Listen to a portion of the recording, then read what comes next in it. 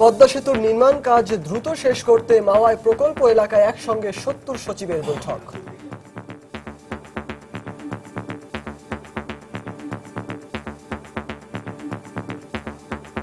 আগামী ডিসেম্বরের শেষ অথবা জানুয়ারিতে শুরু হতে পারে পদ্মা সেতুর মূল পাইলিং কাজ। প্রকল্প এলাকা পরিদর্শন শেষে জানালেন মন্ত্রিপরিষদ সচিব। বাস্তবায়নটাকে দ্রুত করবার জন্য বিভিন্ন মন্ত্রণালয় বা বিভাগের সহযোগিতার প্রয়োজন আছে। যখন এই প্রকল্প বাস্তবায়ন শেষ হবে, বাংলাদেশের সামগ্রিক অর্থনীতি এর সুফল পাবে। দেখছিলেন প্রধান শিরোনাম। রাত 11টার সময় সঙ্গে আছি আমি সৌমিত্র শুভ্র এবং আমি সজল মিত্র রিচার্ড। এবার অন্যান্য শীর্ষ সংবাদ। পলাতক অপরাধীদের দেশে ফিরিয়ে আনতে বদ্ধপরিকর সরকার। সব দেশের সঙ্গে বন্দি বিনিময় চুক্তি না থাকায় নেওয়া হচ্ছে বিকল্প পন্থা। কূটনৈতিক তৎপরতা জোরদারের তাগিদ বিশেষজ্ঞদের। রাজধানীর গুলশানে ১৬ বছরের কিশোরের বেপরোয়া ড্রাইভিংয়ে ৩ জন গুরুতর আহত হওয়ার ঘটনায় এখনো হয়নি মামলা। ঘটনা ধামাচাপা দেওয়ার চেষ্টা খোদ গুলশান থানা পুলিশের।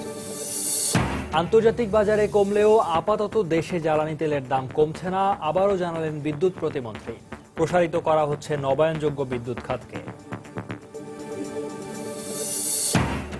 বেসরকারি শিক্ষক নিয়োগের ক্ষেত্রে আলাদা কমিশন গঠনের সিদ্ধান্ত স্বাধীনতায় হস্তক্ষেপ, বলছেন কমিটির সদস্যরা। স্বচ্ছতা নিশ্চিত করতে হবে সরকারকেই, মত শিক্ষাবিদদের।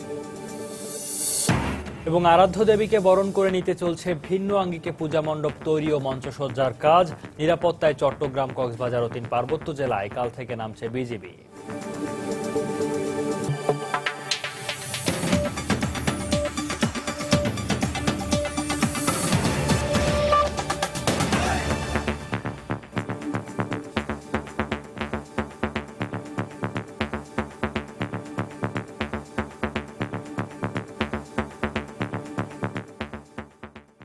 পদ্মা সেতুর নির্মাণ কাজ দ্রুত বাস্তবায়নে বিভিন্ন মন্ত্রণালয়ের সহযোগিতা নিশ্চিত করতে একসঙ্গে ৭০ জন সচিব বৈঠক করলেন মাওয়ার প্রকল্প এলাকায়। একসঙ্গে ঘুরেও দেখলেন কাজের অগ্রগতি। বৈঠক শেষে আগামী ডিসেম্বরের শেষ অথবা জানুয়ারিতে পদ্মা সেতুর মূল পাইলিং কাজ শুরু হতে পারে বলে জানান মন্ত্রিপরিষদ সচিব মোশাররফ হোসাইন ভূঁইয়া। ২০১৮ সালের নভেম্বরে নির্ধারিত সময়ের আগেই সেতুর সম্পূর্ণ কাজ শেষ হবে বলেও আশার বাণী শোনালেন তিনি। একসময় এই ভিডিও চিত্র ছিল শুধুমাত্র কল্পনারই প্রতিরূপ। সেই কল্পনা এখন ধীরে ধীরে রূপ নিচ্ছে বাস্তবে। দৃশ্যমান হচ্ছে দক্ষিণাঞ্চলের মানুষের বহুল আকাঙ্ক্ষিত পদ্মা সেতুর অবকাঠামোগত উন্নয়ন। বহুমুখী এই সেতুর নির্মাণ কাজের সার্বিক বিষয় পর্যবেক্ষণে শনিবার সকালে মাওয়ার পদ্মা তীরে বৈঠকে বসেন সচিবরা। প্রথমবারের মতো ঢাকার বাইরে বসা এই সভায় যোগ দেন একসঙ্গে ৭০ জন সচিব। পরে এ নিয়ে সাংবাদিকদের ব্রিফ করেন মন্ত্রিপরিষদ সচিব। সভায় পদ্মা সেতু বাস্তবায়নে সব মন্ত্রণালয়ের সমন্বিত সহযোগিতার বিষয় নিয়ে আলোচনা হয় বলে জানান তিনি। এটা যদিও সেতু বিভাগ বাস্তবায়ন করছে, এইটার বাস্তবায়নটাকে দ্রুত করবার জন্য বিভিন্ন মন্ত্রণালয় বা বিভাগের সহযোগিতার প্রয়োজন আছে। এবং যখন এই প্রকল্প বাস্তবায়ন শেষ হবে, কমপ্লিট হবে, তখন এটার সুফল কিন্তু কেবল যে যোগাযোগ খাত পাবে তা কিন্তু নয়, সামগ্রিক অর্থনীতি, বাংলাদেশের সামগ্রিক অর্থনীতি এর সুফল পাবে। ডিসেম্বরের শেষ নাগাদ পদ্মা সেতুর মূল পাইলিং এর কাজ শুরু হবে বলে জানানো হয় ব্রিফিং এ। নির্ধারিত সময়ের আগেই সেতুর কাজ শেষ হবে বলেও সাংবাদিকদের সামনে আশাবাদ ব্যক্ত করেন মোশাররফ হোসাইন ভূঁইয়া। কাজ কিন্তু দ্রুত বাস্তবায়িত হচ্ছে এবং 18 নভেম্বরের মধ্যে শেষ করার কথা। তো তারা চেষ্টা করবেন, যদি সম্ভব হয়, যদি পরিবেশ পরিস্থিতি অনুকূল থাকে, হয়তো তার আগেই শেষ করার চেষ্টা করবেন। এই ধরনের বড় প্রজেক্ট, কমপ্লিকেটেড প্রজেক্ট, এটা দ্রুত করতে চাই, but not at the cost of quality, not at the cost of safety. আনুষ্ঠানিক ব্রিফিং শেষে সচিবরা পদ্মা সেতুর কাজের বর্তমান অবস্থা পরিদর্শন করতে প্রকল্প এলাকায় যান। তারা পদ্মা পাড়ে চলা বিশাল কর্মযজ্ঞ ঘুরে দেখেন। এ সময় প্রকল্প সংশ্লিষ্ট কর্মকর্তা জানান, এখন পর্যন্ত এই সেতুর কাজের অগ্রগতি হয়েছে 25%। সালাউদ্দিন সুমন, সময় সংবাদ, মাওয়া, মুন্সিগঞ্জ। শুধু নূর হোসেন নয়, পলাতক সব অপরাধীকেই দেশে ফিরিয়ে আনতে কাজ করছে সরকার। তবে অনেক দেশের সঙ্গে বন্দি বিনিময় চুক্তি না থাকায় বিকল্প উপায়ে কাজ করতে হয় বলে জানিয়েছে পররাষ্ট্র মন্ত্রণালয়। আর বিশেষজ্ঞরা বলছেন, আইন শৃঙ্খলা রক্ষা বাহিনীর পাশাপাশি কূটনৈতিক তৎপরতা জোরদার করা গেলে অপরাধীদের দেশে ফিরিয়ে আনা সম্ভব। এহসান জুয়েলের রিপোর্ট। 8 জুলাই সিলেটে শিশু রাজনকে হত্যার পর সৌদি আরবে পালিয়ে যায় প্রধান আসামি কামরুল। 13 জুলাই তাকে গ্রেপ্তার করে দেশটির পুলিশ। কিন্তু সৌদি সরকারের সঙ্গে বন্দি বিনিময় চুক্তি না থাকায় কামরুলকে দেশে ফিরিয়ে আনার বিষয়ে অনিশ্চয়তা ছিল। যদিও সরকার ইন্টারপোলের মাধ্যমে রেড নোটিশ জারি করে গত বৃহস্পতিবার ঢাকায় ফিরিয়ে আনে কামরুলকে। একদিন পরই আসে আরো একটি সুখবর। আলোচিত ৭ খুন মামলার প্রধান আসামি নূর হোসেনের বিরুদ্ধে সব মামলা প্রত্যাহার করে তাকে দেশে পাঠানোর নির্দেশ দেন ভারতের আদালত। পররাষ্ট্র মন্ত্রণালয় বলছে, ভারত, থাইল্যান্ড, যুক্তরাজ্য সহ কয়েকটি দেশের সঙ্গে বন্দি বিনিময় চুক্তি থাকলেও অন্য দেশ থেকে অপরাধীদের ফিরিয়ে আনতে বিকল্প উপায়ে কাজ করতে হয় সরকারকে। অন্যান্য যেসব বাংলাদেশের চিহ্নিত সন্ত্রাসী বিদেশে আছেন, অতীতে ফেরত আসার নজির আছে এবং আমাদের সব দেশের সাথে বন্দি বিনিময় চুক্তি নেই, এটা সত্য। সৌদি আরবের সাথেও নেই, কিন্তু এই বন্দি বিনিময় চুক্তি না থাকলেও কিন্তু ফেরত আনা যায়। আপনি মার্কিন যুক্তরাষ্ট্রের কথাও যদি চিন্তা করেন, বঙ্গবন্ধুর হত্যা মামলার আসামিকে ফেরত নিয়ে এসে এখানে ফাঁসিও কার্যকর করা হয়েছে। তো এগুলির অল্টারনেটিভ টুলস অ্যাভেলেবল আছে আমাদের কাছে। এগুলি জাস্ট মাঝে মাঝে কিছুটা সময় লাগে, কিছু জটিলতা থাকে, কিছু আইনানুগ বিষয় থাকে। বিশেষজ্ঞরা বলছেন, সংশ্লিষ্ট দেশগুলোর আভ্যন্তরীণ আইনি প্রক্রিয়া এক্ষেত্রে বাধা হয়ে উঠতে পারে। তাই প্রয়োজন শক্ত কূটনীতিক তৎপরতা। এক্ষেত্রে আইনি সংস্থা যেমন তৎপর থাকে, কূটনৈতিক তৎপরতাটাও আছে। আরও একটা বিষয় কিন্তু এর সাথে সংশ্লিষ্ট আছে, সেটা হচ্ছে যে দেশ থেকে যাদেরকে আমরা অপরাধী মনে করছি তাদেরকে আনা হয়, সেই দেশের অভ্যন্তরীণ আইনি প্রক্রিয়ারও কিন্তু একটা ব্যাপার আছে। অপরাধীদের ফিরিয়ে এনে বিচারের মুখোমুখি করা গেলে দেশে অপরাধ করে পালিয়ে যাওয়ার প্রবণতা কমে আসবে বলে মত বিশেষজ্ঞদের। ইহসান জুয়েল, সময় সংবাদ, ঢাকা। রাজধানীর গুলশানে বেপরোয়া ড্রাইভিংয়ে ৩ জনকে গুরুতর আহত করার ঘটনায় এখনো মামলা হয়নি। ঘটনার 1 সপ্তাহ পরও গ্রেফতার করা হয়নি কার রেসিং এর নামে শহরের রাস্তায় বেপরোয়া গাড়ি চালনাকারী ফারিজ রহমান নামে সেই কিশোরকে। অভিযোগ আছে, প্রভাবশালী ব্যবসায়ীর ছেলে আর সাবেক এক এমপির ভাতিজা হওয়ার কারণেই ঘটনার ধামাচাপা দেওয়ার চেষ্টা খোদ গুলশান থানা পুলিশের। গুলশান ২-এর এই ৭৪ নম্বর সড়কেই ঘটে সেই দুর্ঘটনা। ১৬ বছর বয়সী ২ কিশোরের বেপরোয়া গাড়ি চালানোর এক পর্যায়ে তাদের একটি গাড়ি চাপা দেয় কয়েকটি রিকশাকে। এই ঘটনায় মারাত্মক আহত হন এক রিকশা চালক সহ ৩ জন। দুর্ঘটনার পর অক্ষত অবস্থায় গাড়ি থেকে বের করা হয় গাড়ি চালক ১৬ বছর বয়সী কিশোর ফারিজ রহমানকে। খালি অ্যাক্সিডেন্ট হয়েছে এই জায়গায়, কয়েকটা না কয়েক রিকশা গাড়ি মেরে পিচ্ছি ছেঁড়া বলে মালিকের পোলা। ওই যে দেখতেছেন না স্যাম্পল, গাড়ি ওদিক থেকে আইছে, এক গাড়ি ওভারটেক করতে আছে, ওভারটেক করে ওই জায়গায় টান দিছে, ও টান দিছে, রিক্সা আইছে, এটা লাগে দিছে, তারে খাম্বা লাগে মারছে, তারে খাম্বা উঠে কাছে লাগে, ওই যে চিহ্নিত রয়ে গেছে। আমি এসে দেখলাম যে ওইখানে সব শোয়ানো কয়জন, আর ওই পুলিশ আসতেছে ওই দিক থেকে, আর ইসের ওই যে বাজারও গাড়ি গাছের এলাকা।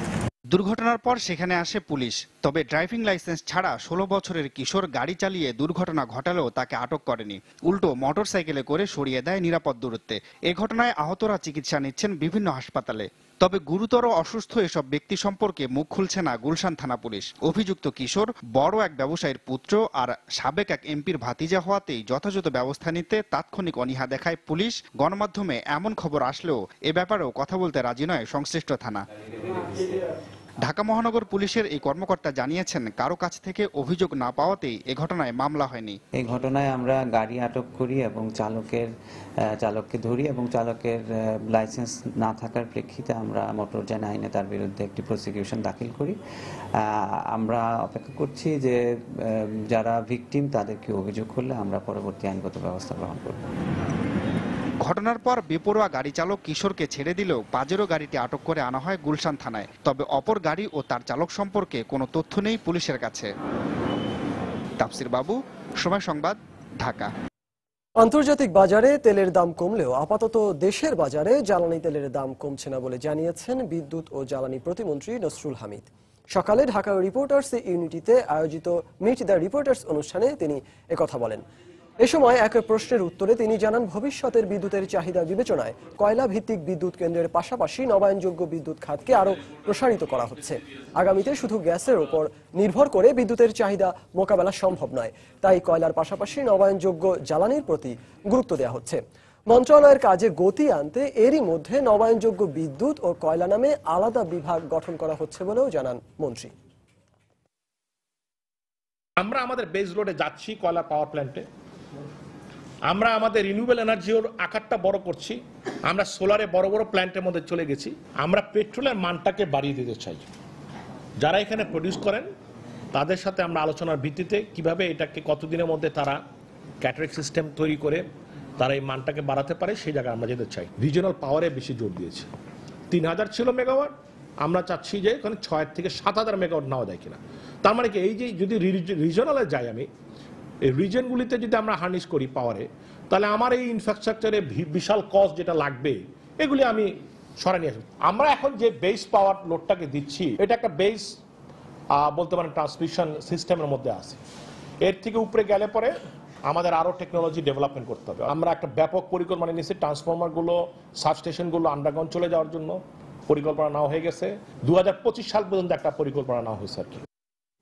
৭১-এর মুক্তিযুদ্ধে হত্যা, ধর্ষণ ও বর্বর নির্যাতন সহ যুদ্ধাপরাধ করায় জামায়াতে ইসলামীকে রাজনৈতিক দল হিসেবে নিষিদ্ধ ঘোষণার দাবি জানিয়েছে সেক্টর কমান্ডার্স ফোরাম।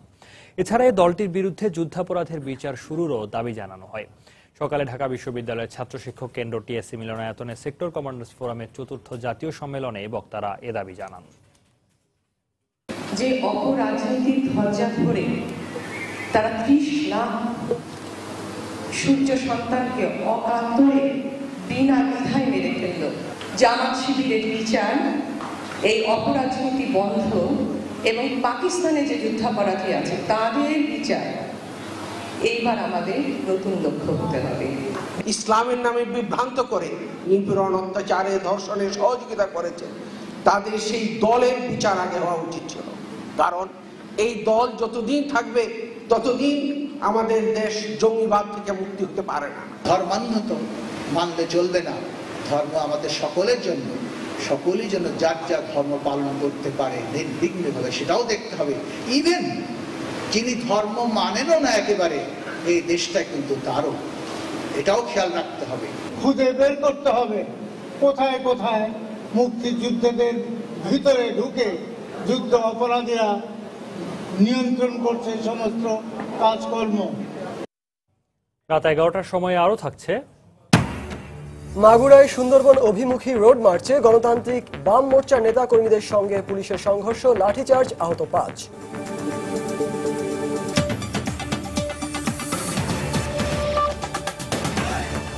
শারদীয় দুর্গোৎসবের পুরোদমে প্রস্তুতি চলছে খুলনা অঞ্চলে। আরাধ্য দেবীকে বরণ করে নিতে চলছে পূজা মণ্ডপ তৈরি ও মঞ্চসজ্জার কাজ। এবার আগে ভাগে দুর্গোৎসবের প্রস্তুতি শেষ হওয়ায় উৎসব মুখর পরিবেশ বিরাজ করছে এই অঞ্চলের সনাতন ধর্মাবলম্বীদের মাঝে। বিস্তারিত তরিকুল ইসলামের রিপোর্টে। দেবী আসছে, তাই দিনরাত চলছে প্রতিমা তৈরির কাজ। দেবীকে বরণ করতে খুলনা, যশোর, সাতক্ষীরা ও বাগেরহাট জেলার সব মন্দিরে প্রতিমা তৈরির কাজ শুরু হয়েছে। এর মধ্যে যশোরের কেশবপুর উপজেলার ভেরচির নিমতলার নাট মন্দিরে 700 প্রতিমা তৈরির কাজ ইতোমধ্যে শেষ হয়েছে। দুর্গা, লক্ষ্মী, সরস্বতী এক এক কালারের ডিজাইন করা আছে। মাটির প্রতিমা আরতি করবে, প্লাস মানে দর্শকের দিকে ঘুরে ঘুরে আর কি, এমন একটা আকর্ষণ। তারপরে গণেশের দুধ খাওয়ানো। দুর্গোৎসবকে সার্বজনীন করতে নিজেদের প্রস্তুতির কথা জানায় মন্দির কর্তৃপক্ষ। হিন্দুরা যতখানি মোটামুটি এই মন্দিরের প্রতি আমরা আন্তরিক, তার থেকে আমার এলাকার যে মুসলমান ভাইরা আছে তারা যথেষ্ট আমাকে সহযোগিতা। এমনকি আপনি দেখেন অনেক পিলারে মুসলমানদের নাম আছে। খুলনা রেঞ্জ পুলিশ সূত্রে জানা যায়, প্রতিটি মণ্ডপে পুলিশ, আনসার ও গোয়েন্দা নজরদারির পাশাপাশি স্বেচ্ছাসেবকরাও দায়িত্ব পালন করবে। তাদের ভলান্টিয়ার, আনসার এবং পুলিশের সমন্বয়ে আমরা নিরাপত্তা আমাদের থাকবে। আর দ্বিতীয়ত হলো পুজোর ষষ্ঠী থেকে একদম দশমী পর্যন্ত, বিসর্জন পর্যন্ত আমাদের স্পেশাল আপনার অ্যারেঞ্জমেন্ট থাকবে। এবার খুলনা বিভাগের 10 জেলায় 4000-এরও বেশি স্থানে দুর্গাপূজা অনুষ্ঠিত হবে। এর মধ্যে খুলনা মহানগরীর 110টি স্থান রয়েছে। তরিকুল ইসলাম, সময় সংবাদ, খুলনা। এদিকে দুর্গাপূজা নির্বিঘ্ন করতে বিজিবির দক্ষিণ পূর্বাঞ্চলের আওতাভুক্ত এলাকা চট্টগ্রাম, কক্সবাজার ও 3 পার্বত্য জেলায় আগামীকাল থেকে বিজিবি মোতায়েন করা হবে। বিকেলে সময় সংবাদকে এই কথা জানিয়েছেন বিজিবি দক্ষিণ পূর্বাঞ্চল জোনের প্রধান ব্রিগেডিয়ার জেনারেল হাবিবুল করিম। আসন্ন এই দুর্গাপুজোর সময় যাতে কোনো ধরনের এই ধরনের অপচেষ্টা না হতে পারে তা প্রতিহতকরণের জন্য আমাদের বর্ডার গার্ড বাংলাদেশ আমাদের আওতাধীন প্রতিটি জেলাতেই মোতায়েন করা হবে।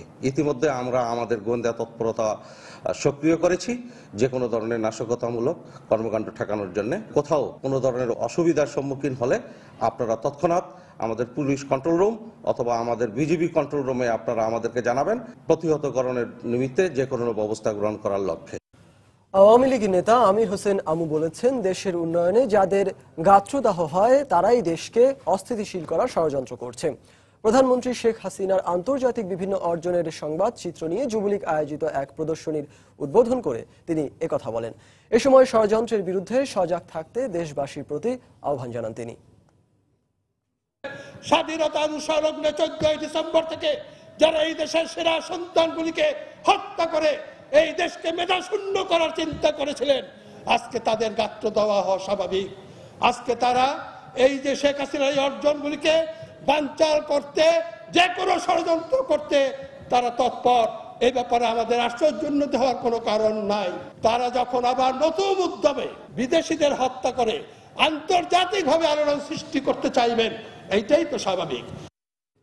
মামলার ভয়ে বিএনপি চেয়ারপারসন বেগম খালেদা জিয়া লন্ডনে গেছেন এবং দেশে কবে আসবেন তা নিয়ে বিএনপি নেতারা দুশ্চিন্তায় আছেন বলে মন্তব্য করেছেন খাদ্যমন্ত্রী অ্যাডভোকেট কামরুল ইসলাম। আর আওয়ামী লীগের প্রচার সম্পাদক ডক্টর হাসান মাহমুদ অভিযোগ করেছেন, বেগম জিয়া লন্ডনে বসে সন্ত্রাসী গোষ্ঠীর সঙ্গে বৈঠক করে দেশের বিরুদ্ধে ষড়যন্ত্র করছেন। দুপুরে ঢাকা রিপোর্টার্স ইউনিটিতে এক আলোচনা সভায় তারা বক্তব্য রাখেন। বেগম খালেদা জিয়া নিশ্চিতভাবে লন্ডনে বসে একটি নতুন ষড়যন্ত্রের জাল বুনছেন। বিভিন্ন সন্ত্রাসী গোষ্ঠীর সাথে তারেক রহমানের যে সংযোগ, তাদের সাথেও গোপনে বৈঠক সেখানে করা হয়েছে বলে আমরা শুনেছি। সুতরাং তাদের রাজনীতিটাই হচ্ছে ষড়যন্ত্র। বিদেশে অবস্থান করছেন মামলার ভয়ে ভীত সন্ত্রস্ত হয়ে। চ্যারিটেবল ট্রাস্ট মামলা শেষ পর্যায়ে, আরেকটি মামলা দ্রুততম সময়ের মধ্যেই শেষ হবে। তিনি কবে আসবেন, আদৌ আসবেন কিনা তাদের নেতারা জানেন না, বলতেও পারবেন না। তাদের মধ্যে সেই বিষণ্ণতার ছাপ। সুন্দরবনের ধ্বংস করার মতো কোনো কাজ মাননীয় প্রধানমন্ত্রী করবেন এটা নিশ্চিত থাকতে পারেন। আপনারা তো ইস্যু খোঁজেন। এই সমস্ত পরিকল্পনা দেখে, অভিযাত্রা মিছিল দেখে, কথাবার্তা দেখে মনে হয় মায়ের চাইতে মাসির দরদ বেশি। ধ্বংস হয়ে যাবে সুন্দরবনের জীববৈচিত্র্য রামপাল বিদ্যুৎ কেন্দ্রের কারণে। এটা তো কোনো অবস্থাতেই কেউ বোকাও চিন্তা করতে পারে না। আওয়ামী লীগের গণতান্ত্রিক বিশ্বাসের সঙ্গে বিএনপির গণতান্ত্রিক বিশ্বাসের মিল নেই দাবি করে বিএনপির স্থায়ী কমিটির সদস্য নজরুল ইসলাম খান বলেছেন, আওয়ামী লীগ জনগণের স্বার্থে নয়, রাজনীতি করে নিজেদের স্বার্থে। সকালে জাতীয় প্রেস ক্লাবে এক আলোচনা সভায় বক্তব্য রাখেন তিনি। ক্ষমতা আমাদেরকে এত বেশি আকৃষ্ট করে না যে যেন তেন প্রকারের ক্ষমতায় যেতে হবে। ক্ষমতা আমাদের এত আকৃষ্ট করে না যে সামরিক স্বৈর শাসনের সঙ্গে আঘাত করতে হবে। ক্ষমতা আমাদের এত আকৃষ্ট করে না যে ফতোয়ার চুক্তি করতে হবে। আমরা যথার্থ গণতন্ত্র চাই, যে গণতন্ত্রের জন্য মুক্তিযুদ্ধ করেছি, যে গণতন্ত্রের জন্য স্বৈরাচার বিরোধী আন্দোলন করে আমার ভাই বোনরা জীবন দিয়েছে, সেই গণতন্ত্র চাই। চিকিৎসার জন্য আবারও সিঙ্গাপুর গেলেন বিএনপির ভারপ্রাপ্ত মহাসচিব মির্জা ফখরুল ইসলাম আলমগীর। সকাল 9:45টায় বাংলাদেশ বিমানের একটি ফ্লাইটে সিঙ্গাপুরের উদ্দেশ্যে যাত্রা করেন তিনি। 21 অক্টোবর দেশে ফেরার কথা রয়েছে মির্জা ফখরুলের। বিমানবন্দরে সাংবাদিকদের তিনি জানান, রুটিন চেক আপের জন্যই সিঙ্গাপুর যাচ্ছেন। এর আগে মির্জা ফখরুল জামিনে মুক্তি পেয়ে উন্নত চিকিৎসার জন্য গত 26 জুলাই সিঙ্গাপুর যান। সেখান থেকে যান যুক্তরাষ্ট্রে। সিঙ্গাপুর ও যুক্তরাষ্ট্রের 1.5 মাসের বেশি সময় অবস্থান শেষে গত 21 সেপ্টেম্বর দেশে ফেরেন তিনি। প্রতি মাসে একবার করে আমাকে রক্ত পরীক্ষা করাতে হবে, যেটা আমার খুব বেশি প্রয়োজন, এবং 6 মাস পরে ডাক্তাররা সেই পরীক্ষার ভিত্তিতে সিদ্ধান্ত নেবেন। সেই কারণে আমার এই রুটিন চেক আপের জন্য আমাকে আজকে সিঙ্গাপুর যেতে হচ্ছে। বেসরকারি শিক্ষক নিয়োগের ক্ষেত্রে আলাদা কমিশন গঠনের সিদ্ধান্তকে এসব প্রতিষ্ঠানের পরিচালনা কমিটির সদস্যরা স্বাগত জানালেও তাদের স্বাধীনতায় হস্তক্ষেপ করা হচ্ছে বলে মনে করছেন। তবে সরকার বলছে এর মাধ্যমে নিয়োগ প্রক্রিয়ায় জটিলতা কমবে। আর শিক্ষাবিদরা বলছেন এক্ষেত্রে নতুন কমিশনের স্বচ্ছতাও নিশ্চিত করতে হবে সরকারকেই। শাফিন জাহিদের রিপোর্ট।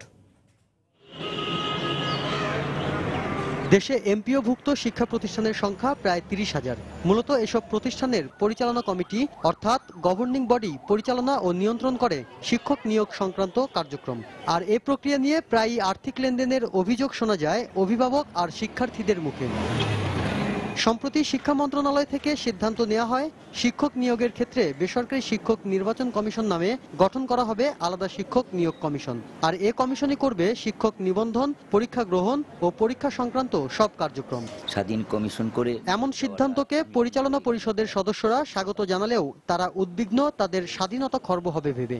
আমাদের স্বাধীনতার উপরে একটু হাত দেওয়া হলো, এটা আমরা মনক্ষুণ্ণই হয়েছে, আমাদের খর্বই হয়েছে আমাদের পাওয়া। কারণ একটা স্কুল কলেজের সরকার হলো গভর্নিং বডি। ভালো মেধাবী মানে টিচাররা স্কুলে আসতে পারে না, এই জন্য আমি এই প্রজ্ঞাপন জারি করছি যে এটাকে আমি স্বাগত জানাই। তবে শিক্ষাবিদরা বলছেন বাংলাদেশের প্রেক্ষাপটে এমন একটা কমিশন গঠন করার সিদ্ধান্ত সময় উপযোগী। তবে কমিশনের কর্মকাণ্ডে স্বচ্ছতা নিশ্চিত করতে হবে সরকারকে। শিক্ষা ক্ষেত্রে আমার মনে হয় যে এরকম ধরনের এমন কোনো স্কোপ রাখা উচিত না যেখানে আপনার ঘুষ দিয়ে কেউ শিক্ষকতায় আসবে। এটা দূর করার জন্য যদি আপনার অধিকার আমার খর্ব করতে হয়, আমার তাও খর্ব করতে হবে। কারণ কমিশনই যদি আপনার দুর্নীতি আরম্ভ করে যদি শিক্ষক অ্যাপয়েন্টমেন্ট দেয়, তাহলে কিন্তু উদ্দেশ্য সফল হবে না। কমিশন গঠন করার আগে বেসরকারি শিক্ষক নিবন্ধন, পরীক্ষা গ্রহণ ও প্রত্যয়ন বিধিমালা 2006-এ আনা হবে কিছু সংশোধন। এক হিসেব বলছে দেশে প্রতি বছর বেসরকারি শিক্ষা প্রতিষ্ঠানে শিক্ষক নিয়োগ হচ্ছে প্রায় 30,000। আর এই প্রক্রিয়া আলাদা কমিশন গঠনের মাধ্যমে যদি সম্পন্ন করা হয়, তাহলে স্বচ্ছতা বজায় রাখার পাশাপাশি মেধাসম্পন্ন জাতি গঠনে দেশ এগিয়ে যাবে আরও এক ধাপ। এমনটাই মনে করছেন সংশ্লিষ্ট মন্ত্রণালয় আর শিক্ষাবিদরা। শাফিন জাহিদ, সময় সংবাদ, ঢাকা। মাগুরায় সুন্দরবন অভিমুখী রোড মার্চে পুলিশের সঙ্গে গণতান্ত্রিক বাম মোর্চার নেতাকর্মীদের সংঘর্ষ হয়েছে। এ সময় পুলিশের লাঠিচার্জে বাম মোর্চার সমন্বয়ক সাইফুল হক সহ 5 জন আহত হন। প্রত্যক্ষদর্শীরা জানায় সকালে শহরের ঢাকা রোড এলাকা থেকে একটি মিছিল বের করে বাম মোর্চার নেতাকর্মীরা।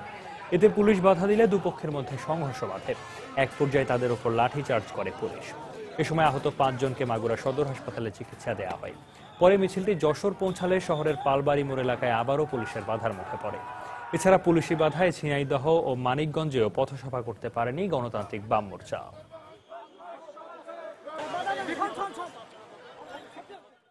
সুন্দরবন ধ্বংস হলে পুরো বাংলাদেশ আক্রান্ত হবে, সারা বিশ্বের পরিবেশ আক্রান্ত হবে। আমরা মনে করি যে সুন্দরবন রক্ষার যে আন্দোলন, এই আন্দোলন ন্যায়সঙ্গত, গণতান্ত্রিক।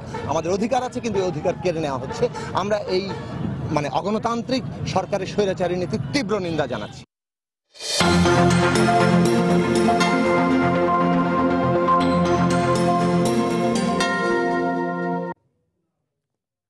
ভূমি অফিসে কাজ করতে গিয়ে বিড়ম্বনায় পড়তে হয় না, এরকম ভূমি অফিস দেশে খুঁজে পাওয়া কঠিন। কিন্তু অসংখ্য প্রতিকূলতার মধ্যে ভালো কাজের উদাহরণ বগুড়া জেলার শিবগঞ্জ উপজেলা ভূমি অফিস।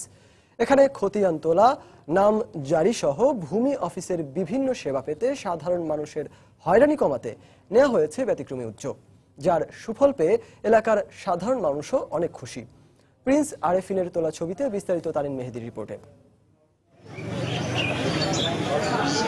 বিভিন্ন জটিলতার কারণে দেশের অন্য ভূমি অফিসগুলোর মতোই শিবগঞ্জ উপজেলায়ও সেবা পেতে দুর্ভোগ পোহাতে হতো স্থানীয়দের।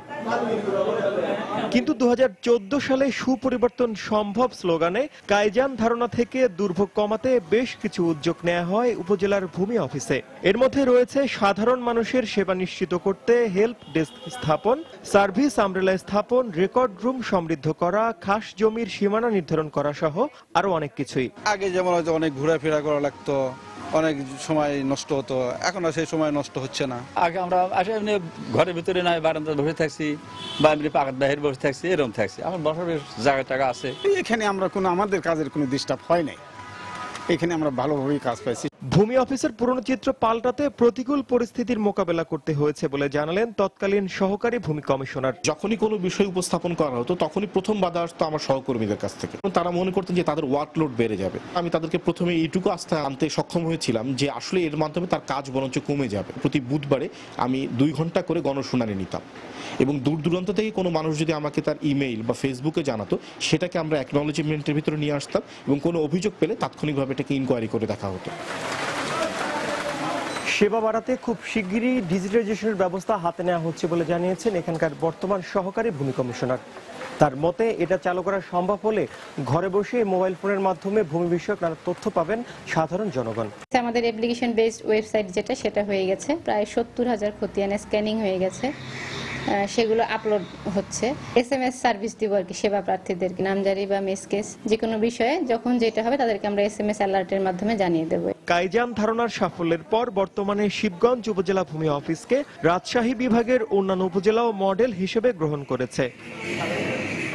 তানিন মেহেদি, সময় সংবাদ, শিবগঞ্জ, বগুড়া।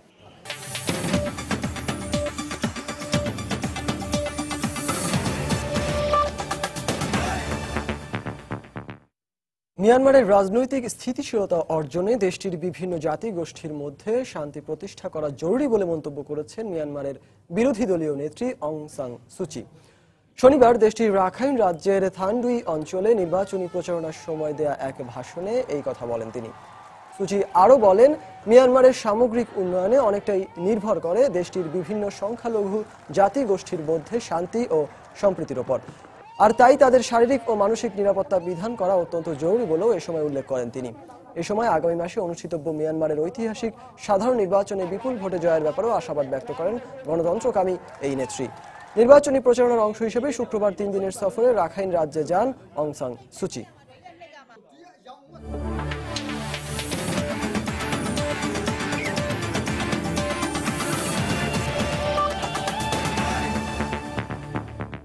সমঝোতার ভিত্তিতে নয়, দেশসেরা 6 আইকন ক্রিকেটারের দল নির্ধারণ করা হবে লটারির মাধ্যমে, এমনটাই জানিয়েছেন বিপিএল এর গভর্নিং কাউন্সিলের সদস্য জালাল ইউনুস। এছাড়াও নতুন করে প্রায় 20 জন বিদেশি ক্রিকেটার বিপিএল এ খেলতে আবেদন করেছেন বলে জানান এই বোর্ড পরিচালক। তবে বিশ্বকাপ প্রস্তুতির কারণে বিপিএল এ খেলতে পারবেন না অনূর্ধ্ব 19 দলের ক্রিকেটাররা। এটা এখনো কিছুই হয়নি, এটা লটারির মাধ্যমে হতে পারে। আইকনটা যার প্রথম নাম উঠে আসবে লটারিতে, সে হয়তো এ ক্যাটাগরি না নিয়ে যদি মনে করে পাস করে দিবে, সে বি ক্যাটাগরি থেকেও নিতে পারে। যেটা হচ্ছে কি 13 জন লোকাল প্লেয়ার এবং 12 জন বিদেশি, এই 25 জনের মধ্যে আপনাদের রাখতে হবে। ওয়েস্ট ইন্ডিজ থেকে কিছু প্লেয়ার আছে, ইংল্যান্ড থেকে কিছু প্লেয়ার আছে, নতুন কিছু নাম আসছে, তো ওদের নামগুলো ইনক্লুড করা হচ্ছে। তো এখন সোফার আমরা যেটা জেনেছি সেটা হচ্ছে যে প্রায় 150 ওভারসিজ প্লেয়ার তারা কিন্তু রেজিস্ট্রেশন কমপ্লিট করে ফেলেছে। সামনে যেহেতু ওয়ার্ল্ড কাপ আছে, তো সবকিছু মিলিয়ে তাদের আন্ডার 19 প্লেয়ারকে বিপিএল এ রাখা হচ্ছে না। রাত 11টার সময়ে পর্যায়ে শীর্ষ সংবাদ জানিয়ে দিচ্ছি আরেকবার। পদ্মা সেতুর নির্মাণ কাজ দ্রুত শেষ করতে মাওয়ায় প্রকল্প এলাকায় একসঙ্গে 70 সচিবের বৈঠক, একে অপরকে সহযোগিতার আশ্বাস বিভিন্ন মন্ত্রণালয়ের। পলাতক অপরাধীদের দেশে ফিরিয়ে আনতে বদ্ধপরিকর সরকার। সব দেশের সঙ্গে বন্দি বিনিময় চুক্তি না থাকায় নেওয়া হচ্ছে বিকল্প পন্থা। কূটনৈতিক তৎপরতা জোরদারের তাগিদ বিশেষজ্ঞদের। রাজধানীর গুলশানে 16 বছরের কিশোরের বেপরোয়া ড্রাইভিং এ 3 জন গুরুতর আহত হওয়ার ঘটনায় এখনো হয়নি মামলা। ঘটনা ধামা চাপা দেওয়ার চেষ্টা খোদ গুলশান থানা পুলিশের। আন্তর্জাতিক বাজারে কমলেও আপাতত দেশে জ্বালানি তেলের দাম কমছে না, আবারও জানালেন বিদ্যুৎ প্রতিমন্ত্রী। প্রসারিত করা হচ্ছে নবায়নযোগ্য বিদ্যুৎ খাতকে। এবং আরাধ্য দেবীকে বরণ করে নিতে চলছে ভিন্ন আঙ্গিকে পূজা মণ্ডপ তৈরি ও মঞ্চ সজ্জার কাজ। নিরাপত্তায় চট্টগ্রাম, কক্সবাজার ও 3 পার্বত্য জেলায় কাল নামছে বিজিবি। এই ছিল রাত 11টার সময়ে। যে কোনো খবর পেতে ভিজিট করুন সময়নিউজ.tv।